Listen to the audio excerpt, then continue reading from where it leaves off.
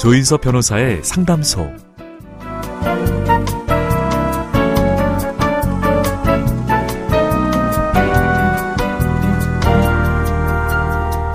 오프닝 건너뛰기, 온라인 동영상 서비스에서 제공하는 기능이죠. 이 기능을 쓰면 매회 반복되는 오프닝 타이틀을 볼 필요 없이 곧바로 본편을 볼 수 있습니다. 우리 일상에도 건너뛰기가 있다면 어떨까요? 그렇다면 괴롭고 마음 졸이는 일들도 한 번에 건너뛸 수 있을 텐데 말이죠. 매일매일 주어진 삶을 충실하게 겪어내는 모든 분들을 응원합니다. 조인섭 변호사의 상담소, 지금 바로 문을 열겠습니다.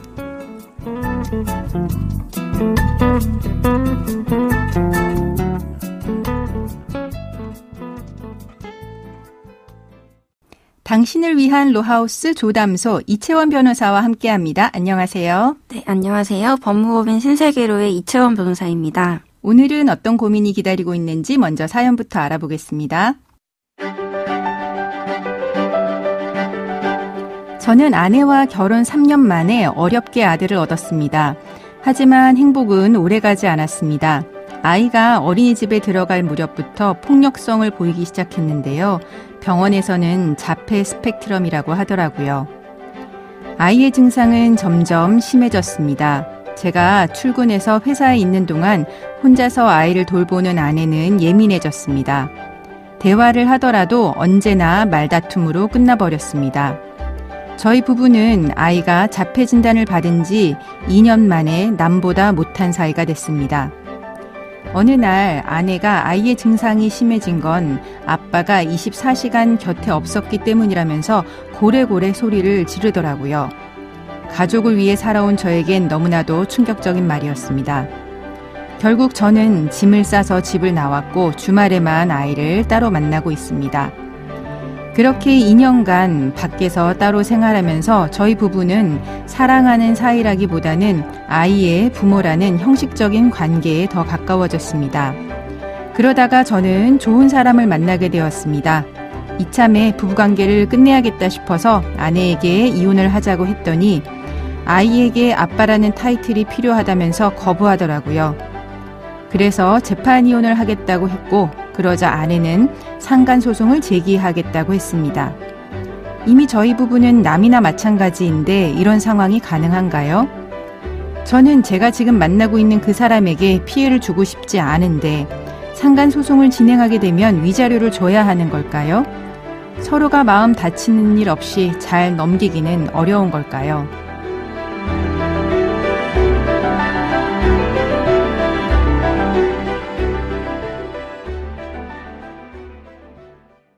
네, 사연을 보니까 사연자분이 상대방으로부터 이제 상간자 위자료 청구 소송을 당할 것 같습니다.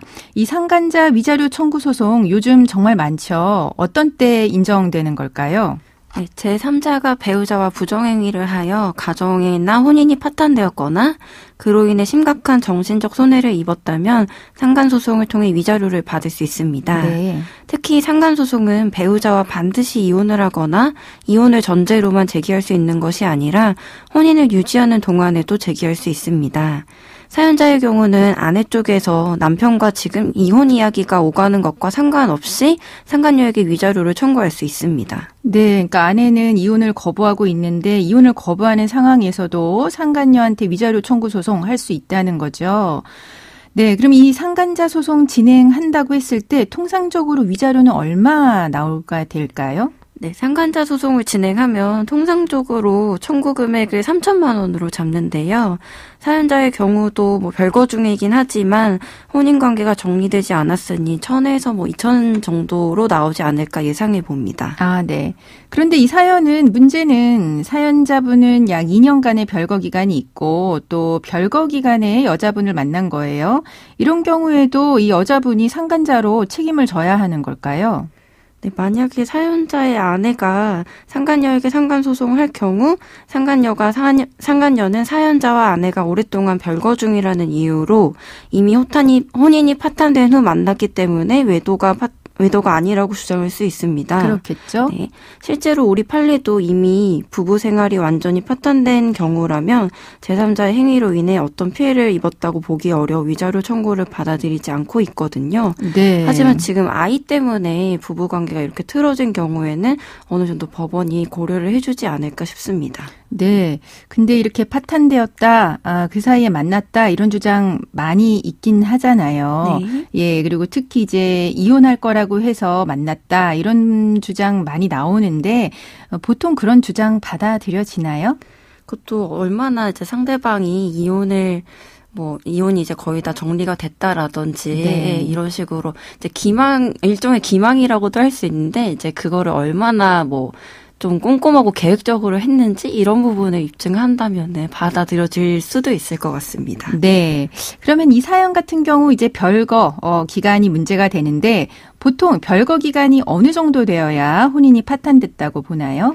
네, 법원마다 특정 기간을 기준으로 두고 판단하기보단 별거에 이르게 된 경위, 남편과 아내가 별거 과정에서 서로 얼마나 왕래가 있었는지 등을 두고 종합적으로 고려를 해서 판단합니다. 네. 최근 남편이 집을 나간 뒤로 3년간 서로 연락 없이 별거한 경우 바로 혼인관계가 파탄되었다고 하여 이혼을 인정해준 사례도 있었습니다. 네. 사연자의 경우는 외도로 인하여 별거가 시작된 것이 아니라 아내와의 다툼 후 집을 나가는 바람에 자연스럽게 별거 생활이 시작된 케이스인데요. 네. 별거 기간이 2년 정도 되었지만 아주 장기간이라고 볼 수는 없고 별거 기간 중에도 매주 주말 아내를 만나 아이를 데려오고 아이 문제로 계속 연락을 주고받았다면 완전히 혼인관계가 파탄되었다고 보기는 어렵지 않을까 싶습니다. 네.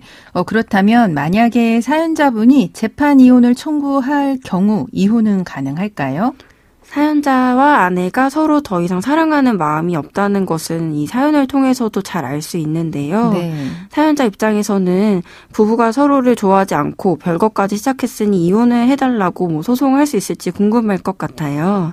우리 법원은 민법 제840조 각호의 재판상 이혼 사유에 해당할 경우에 이혼을 인정하고 있는데 사연자 입장에서는 840조 제6호 기타 혼인을 계속하기 어려운 중대한 사유가 있을 때를 주장하여 더 이상 혼인관계 실질이 존재하지 않는다라는 근거로 이혼 청구를 해볼 수는 있겠습니다. 네. 그러나 우리 법원은 이혼하려는 부부에게 만약 미성년 자녀가 있을 때 자녀의 복리를 최우선으로 검토하여 판단을 하고 있어요.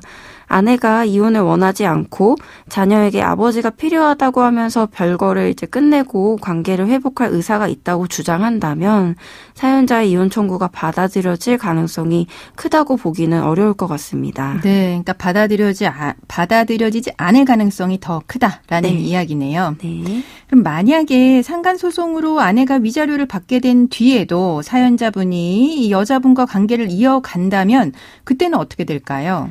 만약 아내가 이혼을 원하지 않아서 법률적인 관계가 정리되지 않았다면 상간소송의 판결 선고일 이후의 만남은 또 새로운 불법 행위를 구성하여 다시 이 점에 대해서 상간소송을 제기할 수 있을 것으로 보입니다. 네, 다시 상간자 소송이 진행될 수 있다는 거네요.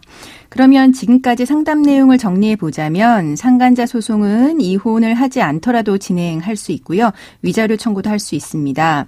혼인 파탄 여부는 별거에 이르게 된 경위를 보고 종합적으로 판단하는데요.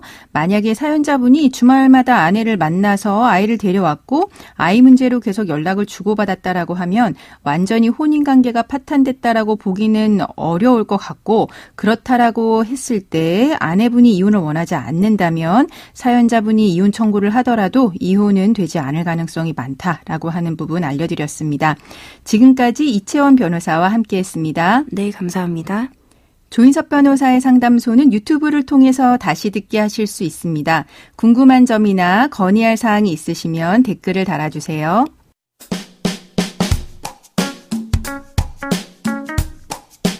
알아두면 쓸데있는 법률 이야기 알쓸법 시간입니다. 지난 22일 방송통신위원회는 단통법, 그러니까 이동통신 단말장치 유통구조 개선법 전면 폐지에 앞서서 시행령 개정안을 입법 예고했습니다.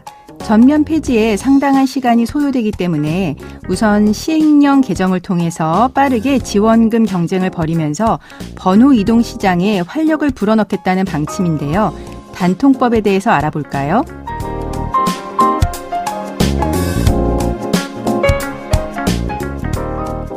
번호 이동은 통신사 간의 가입자를 뺏고 뺏기는 시장입니다. 하지만 단통법 시행 이후에 통신사들의 보조금 경쟁이 위축되면서 번호 이동 시장은 활력을 잃었는데요.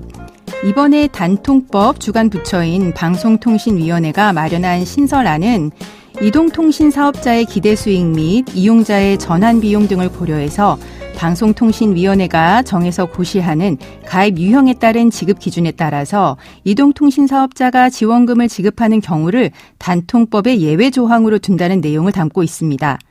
말이 어렵죠? 쉽게 말하자면 신규, 기기 변경, 번호 이동 등 가입 유형에 따른 보조금 차등을 허용한다는 뜻입니다. 그러니까 이동통신사 간의 자율적인 보조금 경쟁을 유도한다는 취지인데요.